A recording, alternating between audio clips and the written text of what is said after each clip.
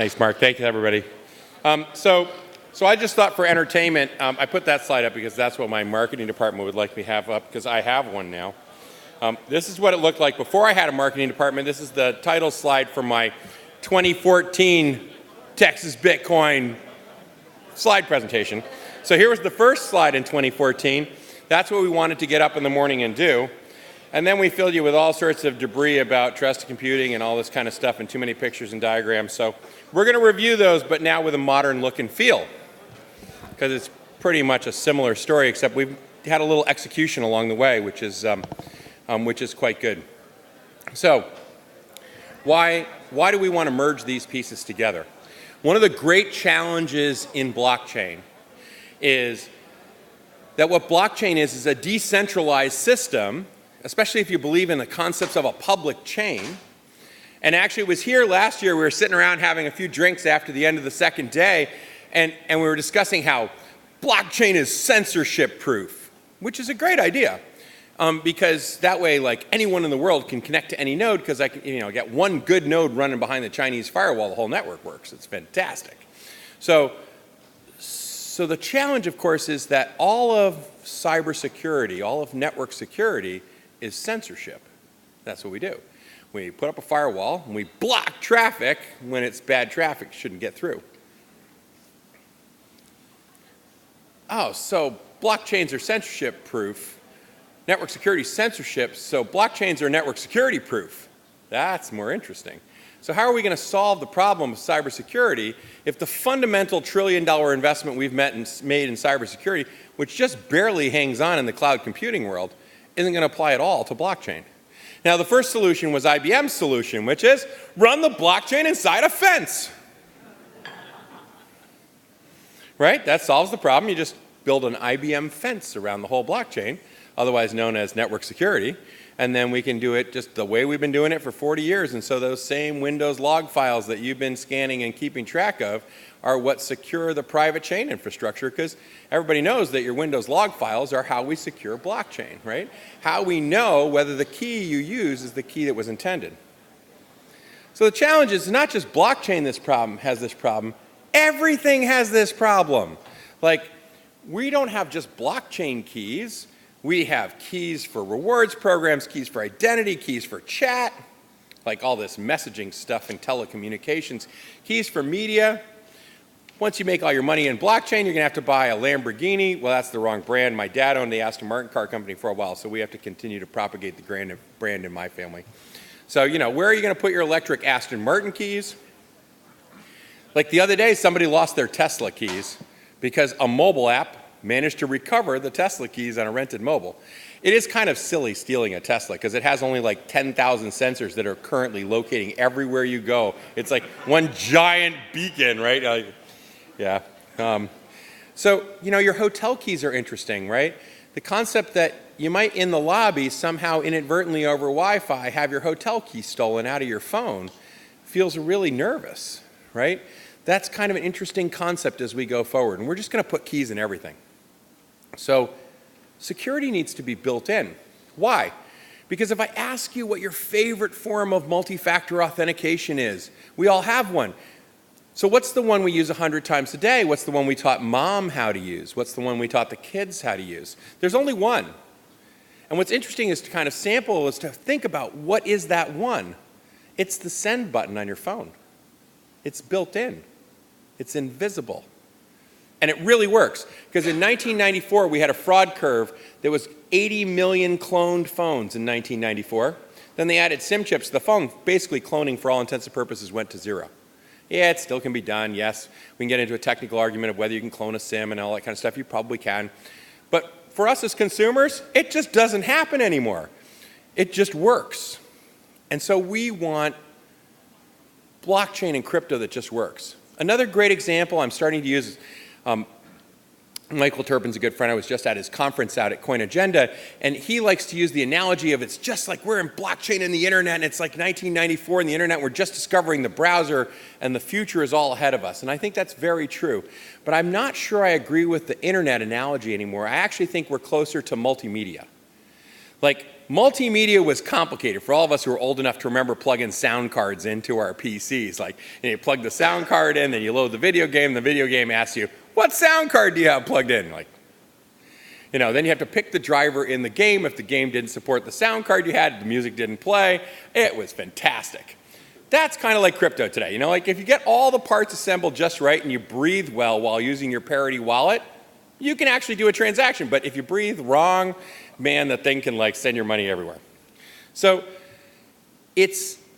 what we want is plug and play multimedia. We want the stuff built in. We went out and we bought a PC. It came built into the stuff. I can send mom an MP3 track of happy birthday wishes, and she clicks on an email and it plays every time. Because the infrastructure to play the video, play the songs, built into the PC. People like Mark Cuban did great with that. They came along with video, then launched multimedia. Well, the industry launched multimedia, and Cuban sold his company for $1 billion because all of a sudden everybody was like, "Well, video is going to run on everything." It took a few years to actually get there, but that was the whole premise behind it at the time. So we need crypto built in. So what is crypto built in? It's not authentication. This is not, hey, I have password to my Bitcoin account. That's not what it is. That's not how crypto works. Blockchain, IoT, payments, they're not authentication. They're a message. So it's not just that you are you and you logged in, that you have the key. It's that the content that you sent was correct. That transfer this much from this account to that account. If that account gets hacked, then you transfer this much from this account to Steven's account. That's excellent because all the money goes to Steven. So if I write a hack in the PC that it says every time I see a that account Bitcoin wallet, let's just replace it with Steven's address. By the time you figure out the money's been approved for sending to Steven's address, your money's gone, right? Half the wallets don't even show the whole address. They only show portions of the address. It's a fascinating challenge to start to build addresses that only show the end characters. It's kind of fun and entertaining. So it's an interesting aspect of how does crypto ultimately operate? It's messaging. In addition, we'd love to have some controls. So we think of controls like cyber controls, like you can only do this if mom says you're allowed to spend money in the wallet. Another control would be you're only allowed to send the transaction after you've logged it into the accounting system. For all of you out there running a company in the blockchain space who have to try and figure out when the accounting department sends you a list like, here are your 75 wallets. Here are all the transactions your 75 wallets did last year. Could you explain to us where all those transactions went? And could you categorize them for me, please? Whether they were travel, entertainment, or business, or development, or, oh my God, somebody shoot me, right? They forgot to write data in. Oh, that's because we're trying to hide the money. No, we're trying to account for the money.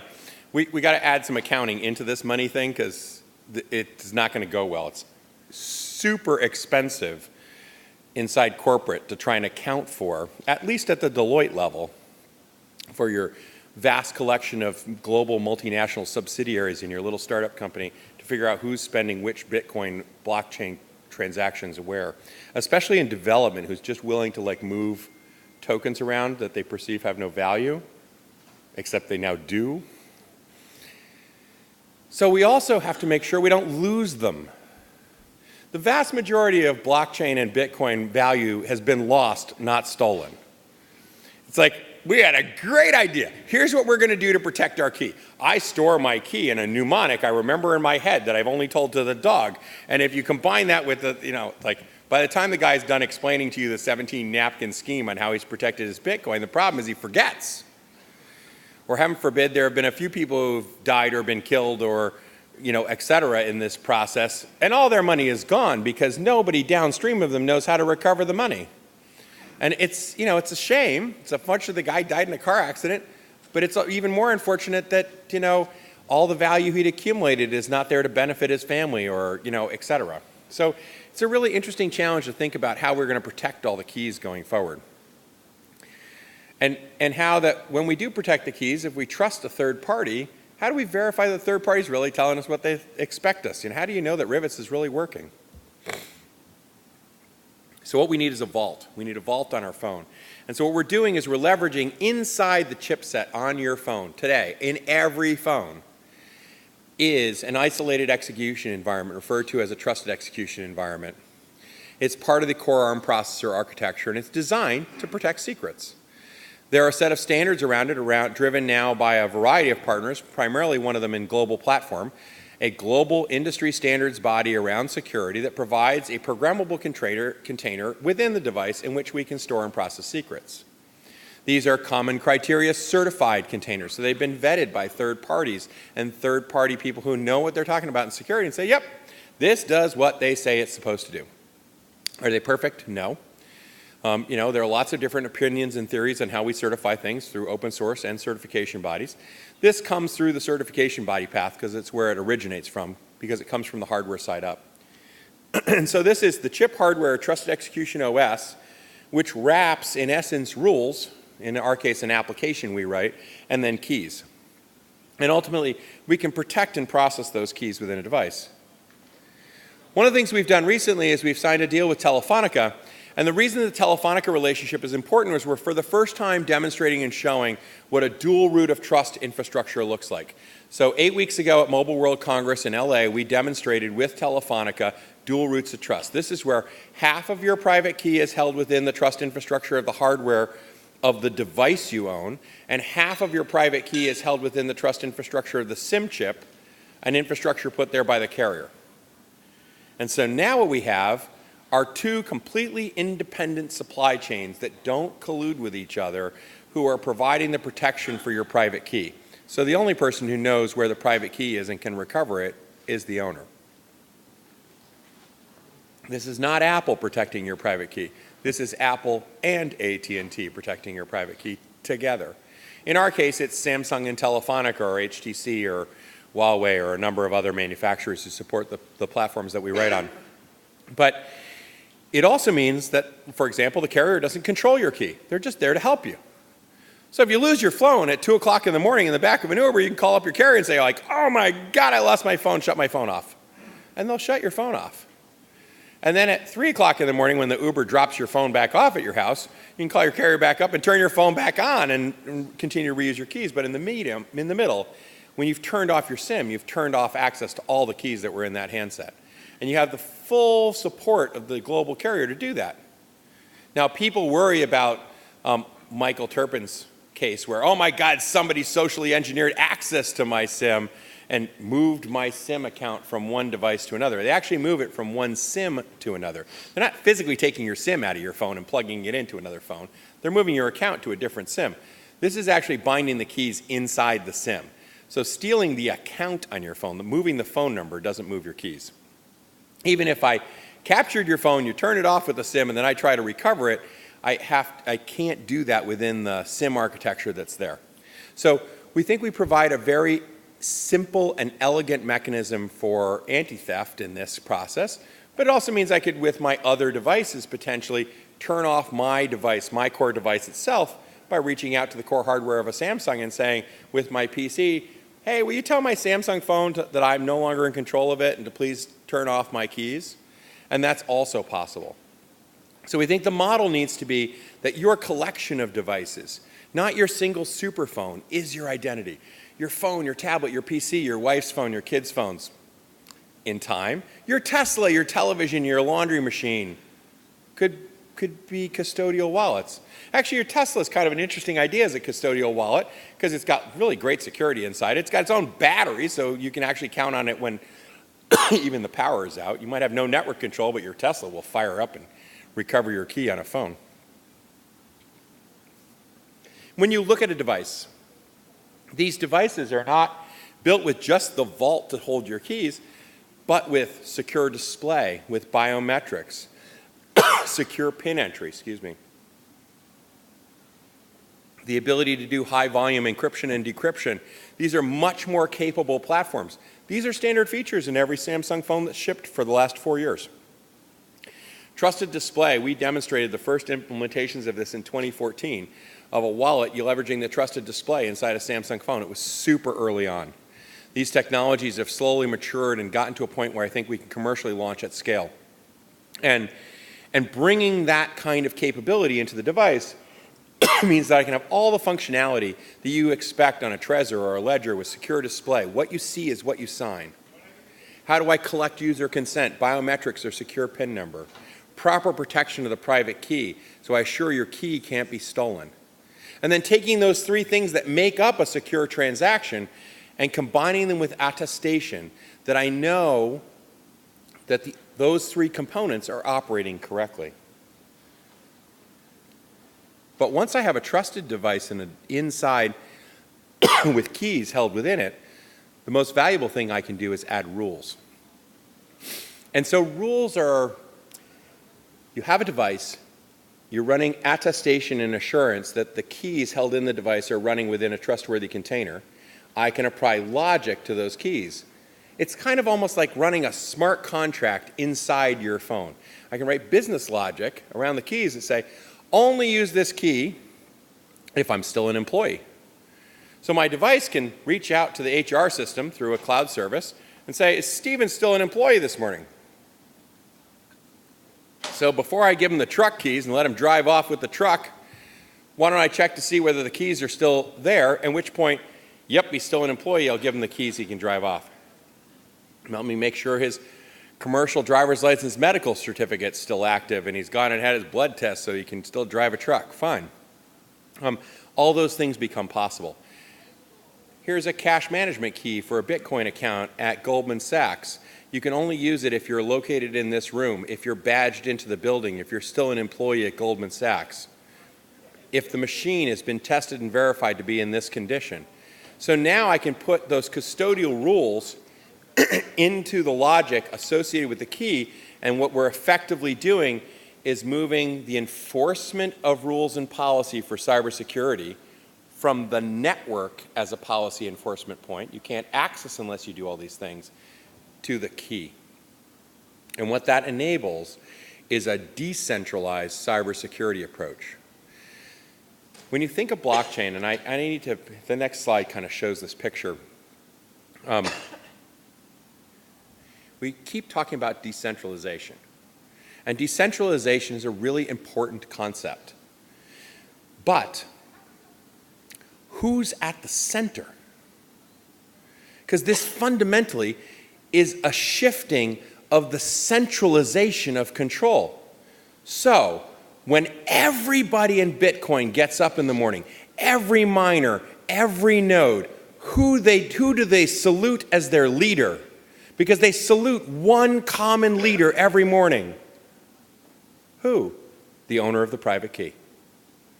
The entire infrastructure's sole purpose in life is not buying Lamborghinis for the miners. It's to serve the owner of the private key. We are shifting centralization from the services, thinking they own us, to us. And so we have to reorient it. We talk about decentralization like there's nobody in charge. No, I'm in charge. I'm the owner of the private key. This infrastructure is there to serve me, not someone else, not the miners, not the nodes, not the networks, not the token holders, but me, right? That's what's important. And so once we start to re-centralize the picture around the true customer of this ecosystem, then what are the things the customer needs? Because if we can satisfy the customer, satisfying the customer is a really good job to do. Like, if I make the customer happy, I make their life simpler. I make operating the coins simpler. I help them back up their keys. Like, we have to serve this poor owner of the key because he's going to lose his stuff. You know, he's going to run into Brock at 4:30 in the morning, and Brock's going to have some new hot token he's helped launch, and he's going to want to transfer himself. So I'm like, let's make a new wallet at 4:30 in the morning. This is a bad idea, especially at a party with Brock, right? And so you make a new party at 4:30 in the morning. Where did you write down your 24 words? Yeah, you probably lost your phone in the Uber on the way home. You lost all your tokens. What you want is your robots in your device to assure that backup and recovery is properly operated, properly run, and that you can't lose your keys. That's what we want. We want a device that works for us, that helps us manage how we're going to deliver this service. So the user's collection devices, enterprise controls, how do I enable those different aspects to assure that those keys are operating the way I expect? And then, by the way, could I record the fact that all of those controls I, as the owner, put in place were checked when a transaction was written? Because the other problem we have is evidence. When you show up with your blockchain in court, because you built some great D-app on a blockchain, what are we doing it on blockchain for? So that we can prove the data on the chain is real. Well, contrary to popular opinion, the data on the chain is mostly fake. So what do we know? What we know is that on-chain, I have a signature wrapped around a piece of data, and I store it on a chain. And so now I have an immutable record of a transaction. Fantastic. And it should be good for all time. I should be able to look at the chain. I can go to court and say, Judge, look, it was mined 7 years ago. It's on chain. I can absolutely prove it's never been changed. Here's how the chain's integrity works. Fantastic. Cool. Whose private key did you use to write it? Well, I used my private key. Can you show me what evidence you have that your private key was in your control at the time? Oh, well, that's a little problem. Because I don't know whether I was storing my key by writing it on the bathroom wall, or I had a Trezor, or I had with multisig, at least you can see that there's a 3 on the Bitcoin transaction. So at least you know you had a multisig, but that doesn't mean I don't have 3 keys that are written on the bathroom wall. I have no evidence that the data written was the data intended. And so we would argue that as you go down this path, we'll discover in this process that in order to implement a provable cybersecurity control for the benefit of the consumer doing a financial transaction, kind of like that bit license crap in New York, that on-chain I wrote evidence in the form of a second signature. So we believe every transaction in every protocol should have 2 signatures. One signature is the immutable. The second signature is the health and quality of the protection of the private key that wrote the message that was sent to the chain.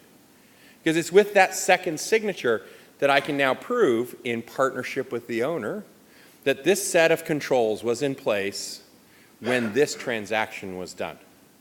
And so we have cybersecurity for a decentralized network, where cybersecurity policy is applied at the level of the key, not at the network. And we think this applies to all of IoT, all of blockchain, ton of payments, a lot of authentication. This is how we help the marketplace moving forward to assure that the integrity of the information written was correct. Why do we need this? Last week in Austin, we saw that there was a little rain, and there were some great pictures on CNN of the dam with all the floodgates open, just blasting the water down the river, drowning everybody's house down the river. And what we realized is that if you open all the floodgates at the same time, you can make a mess downstream. Cool. Who sent the text message to the dam that said, open the floodgates? So let's think of that as an ICO address. So how many people in this room know that when I send you the ICO address, this, oh my God, Rivis' ICO is launching in 20 minutes. Here's the ICO address. You should put all your money in this address. Text message. Do you guys put all your money in that message? God, no. That's all fake news. You only can go to one place and one tiny little thing with one little control. We can hardly deliver an ICO address with any level of security today. And you're telling me you can send a text message to the dam that says open all the floodgates? Do you think they have any security to do that? No.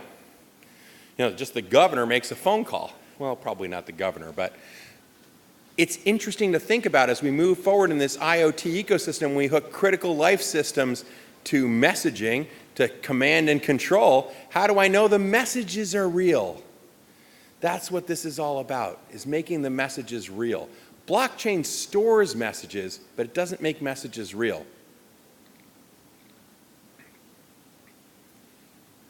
And I think of your collection of devices as your identity, because you're going to lose your phone. You're going to want an automated backup. You're going to want the tools for when I make a wallet on one phone, can you just put all my keys on my other phone too? Like, why do I have to get my phone out to log into my PC? Why can't my PC have its 2-factor built in by itself? My phone has 2-factor built in. We shipped 1.4 billion PCs in my old company that hardware security on the motherboard.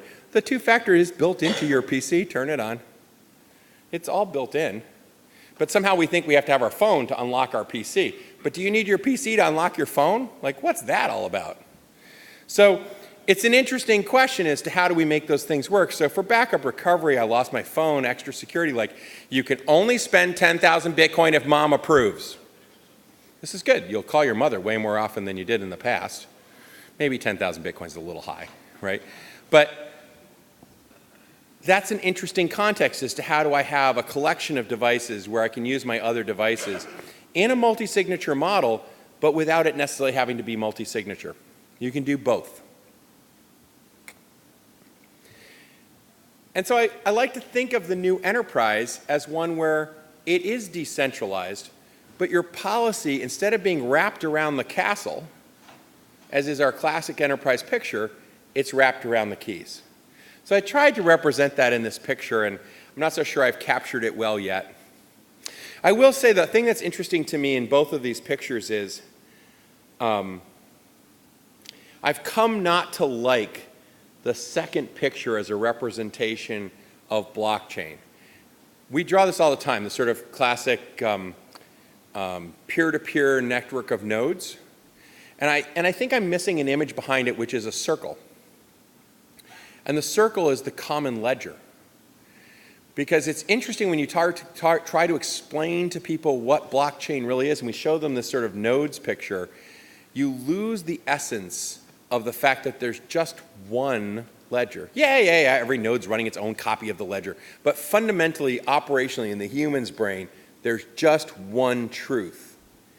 And we're all sharing that same truth. And it's sort of interesting we don't represent the data yet well. So it's just a little pet peeve of mine, but I think as we explain this stuff en masse, it's interesting to think about it.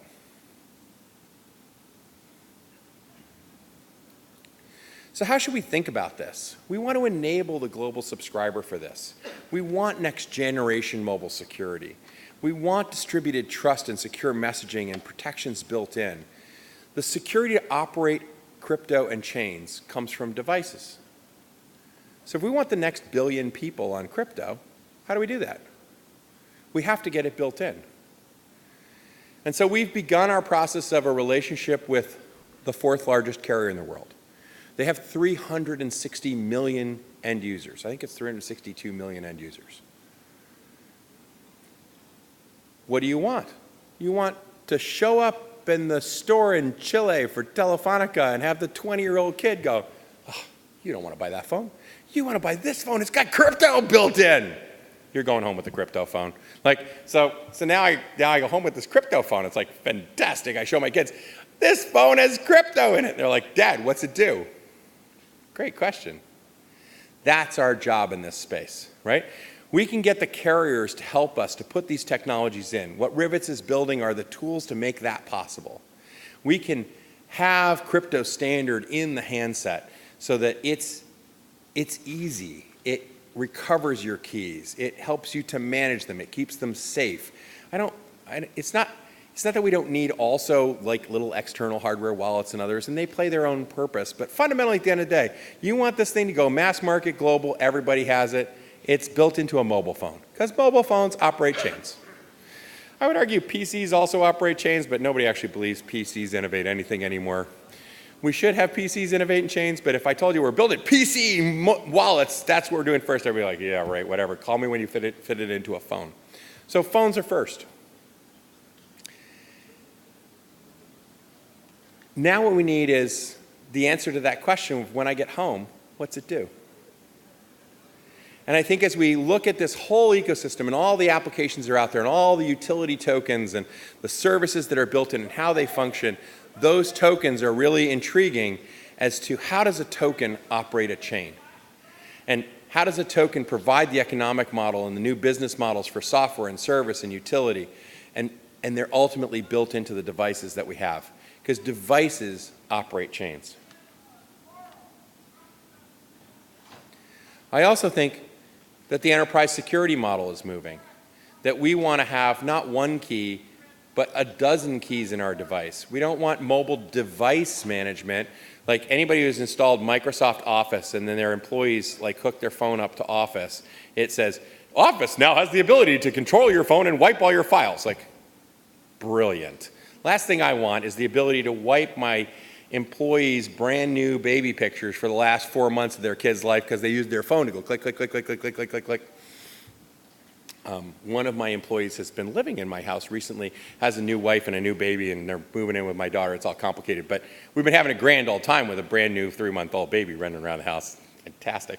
But literally, you could consume every bit of memory with the number of photos these people take of this child. I mean, it's like the poor kid. It's like, you're gonna have slow motion. Forget the problems that we had with our recent Supreme Court justice. You're gonna have a photo every 4 minutes of the poor child's life. So, it's an interesting context as to where are we going to put all this stuff? How are we going to store it? How are we going to encrypt it? How are we going to play with it? I don't want to delete that, right? I don't even want control over it. We really want to shift control from the device level and all the data that it has because it's a multi-tenancy device. That person might work for 4 companies. In the blockchain space, you might work for 43 companies, right? What we want to do is wrap the keys that give you access, the things that give you special privilege with policy, and then tie that to like, I can make your key go away. That's fine, because your key references how you access my, my GitHub account or my services or my whatever, but I don't want to make your phone go away. And so I think this is a new model for how we go down that path. And then secondly, we have, anybody who's running a business knows about all this GDPR entertainment. I was partially responsible for that. In the mid-2000s, we went to the first European government meeting to talk about the need for better regulation so that we could require cybersecurity controls because we were building the stuff to make it work. It took them 10 years, came out as a mess, but the first meeting was fun. Be careful those first meetings. So, but GDPR evidence is a good example, right? How do I prove that this device in this condition with these controls access that healthcare database? Right? These models, I think, play in really well. So the mixture of these technologies between blockchain and trusted computing, devices operate chains, chains manage all the keys and all the policy for how you connect all the services you belong to and where we put all the data and how we have the environmental and audit controls going forward. So I'll finish with just a comment. I didn't build a slide on this. I tend not to write too many slides around tokens, but I'll talk a little bit about tokens. Rivets has a token. We launched it a year ago. And I will just say that in today's environment, I just came from the Coin Agenda conference, and we spent 3 days talking about regulatory compliance and tokens and all the things around it. And there are as many opinions as there are time for discussion, right? Everybody's got an opinion on regulation. I think what's really interesting in this space is to kind of stop where we are today, because I think it's kind of messy today. We're mud bogging. We've got the truck in second gear, the tires are spinning, and we're up to about here in mud. And we're not sure whether we're going to get out of the mud or not get out of the mud, but you can't let your foot off the gas.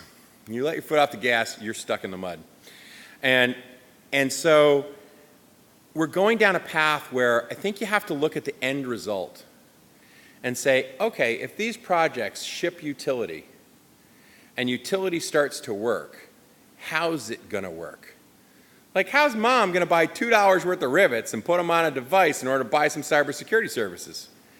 That is a really fun set of questions, right? Because are you going to have to get your passport out and wave it around in front of a YouTube camera in order to pass KYC, AML in order to buy $2 of a cybersecurity token in order to put it on a phone? Because if that's the barrier to entry for playing with a new product, that's never going to work. And so we have to think through these models. We might have compromises we have to make around the edges, especially in the early days, to help push that down the pipeline, and we're going to go figure out those roles and those mechanisms. But we have to understand how that's going to work. And the second thing I would ask is that we start to look at projects and understand how does the token actually function from a value perspective. There are lots of people who want to buy tokens and hold them because they might go up in value as opposed to buy tokens and use them. And that's fine, but the question is why? And I think everybody who owns a token for any purpose should be able to explain how the basic token gets used and what are the basic mechanics that make a token either go up in value or down in value. So this is not trying to predict, oh, it's going to be worth this much or oh, it's going to be worth that much or et cetera. The real question is, how do the actual technical mechanics of the token work? Because in most cases, utility tokens have a unique characteristic versus anything else we've ever looked at before in life, which is called utility. And so unlike thinking of them as investments like penny stocks, these have something different, which is as use starts, somebody's going to have to buy them to use them. Right? So the question is, when you collect something, if you collect something nobody wants, then its value is just the hype of the launch of it when nobody wants it. You collect something somebody really wants, then the value can go up over time. Right? And so that's an interesting aspect in this picture. So understand use. Understand, like, I'll use an example of our case, like a token is an allowance for a device. Cool. So it's a store of value for device allowance. So if a device needs $10 on it, then you need $10 worth of tokens to fund a device. Cool. So if I have 1 million devices, then I'm going to need $10 per device, $10 million in store of value. So all the tokens in the world that are currently in circulation have to equal the $10 million in store of value, or you wouldn't have been able to put the store of value in the devices. What's interesting is that some of those type of tokens are held in somebody's sock drawer, and they're not using them to fund the allowance, or they lost them, or whatever. So it's only a fraction of the tokens in circulation that actually go to fund the value in device. And you can figure out what those numbers are, and you can look at the, there's this many tokens in circulation, 80% of them are locked up or in somebody's sock drawer, so there's 20% of the circulating tokens that actually can go to fund the amount that you need. And so on ours, you can, with a pretty simple back-of-the-envelope calculation, say, well, so $10 is totally unreasonable number, it ought to be 5, or 5 is totally not enough, it should be 20. I don't know, but it's like giving a device an easy pass. You can pick a number, and then the question is, are we going to ship more than one device? Well, we have a little partnership with a telco. They have 360 million customers. It might add up to more than 1 or 2. We might successfully convince the customer that they want this stuff. And then finally, we have no idea how many of the tokens are held in somebody's sock drawer or they lost them at the bottom of the refrigerator, right? So that's a really interesting mechanic as well. It's fascinating. Having run a small publicly traded company for many years, we knew how news events and activities changed value in our equity. And we just did that every day, and we understood that. What's fascinating in this space is news has no effect in this space. You go out there and look at the deal flow that all these companies are doing in utility. The question, are they good deals, bad deals? Are they going to make it, are they not? Oh, look, their token has $3 billion in circulating value. Cool. How are they ever going to grow into that number? Like, what does $3 billion in actual use look like? Or the company has $1 in circulating, in store of value, but they have a good plan. How's that look like? So I think it's an interesting thing to understand. It's time to start peeling back the onion a little bit, asking the right questions like, so, how's it work? Is it going to go up? What kind of deals do you have? Are they real? Are they fake? Right? So I think it's a really interesting time. We have an incredible opportunity. Tokens are going to change how we pay for and manage and deliver all services and all software on the internet. And we're arguing about this utility and security token stuff and whatever, and we really haven't sort of projected forward and said, let me explain what it's going to look like when we have 50 million users using it every day with this number of tokens circulating through, and whether it's volume of tokens or it's store of value or velocity, different protocols have different advantages in different places, but we have an incredibly limited vocabulary around that working language, and we're not pushing on the regulatory conversations around what are we going to need regulatory-wise to enable this kind of utility model to work. It's not about funding companies. It's about operating the network going forward. So with that, I'm going to stop. Thank you very much.